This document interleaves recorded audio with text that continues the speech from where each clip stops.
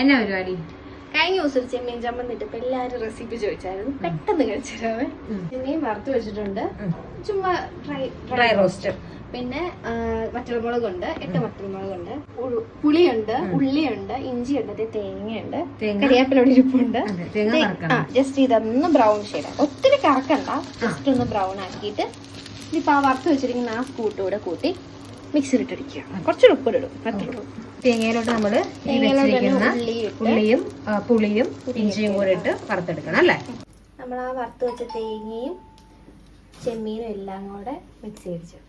ഇത് അടിച്ചു വെച്ചിരിക്കുന്നതിന്റെ അകത്തോട്ട് കുറച്ച് വറക്കുമ്പോൾ നമ്മൾ കുറച്ച് ഉപ്പിട്ടായിരുന്നു, കുറച്ച് കുറവുള്ളതുകൊണ്ട് കുറച്ചുകൂടെ ചേർത്തിട്ട് ഒന്നും കൂടെ അടിക്കാം അല്ലേ? ഇത് നമ്മുടെ ചമ്മന്തിപ്പൊടി അടച്ചിട്ട് നമ്മളതിങ്ങനെ സ്റ്റോർ ചെയ്ത് വെച്ചിട്ടുണ്ട് കേട്ടോ. ഇത് പുറത്ത് എങ്ങനെ പുറത്ത് വെച്ചാൽ മതിയോ? പുറത്ത് വെക്കാം.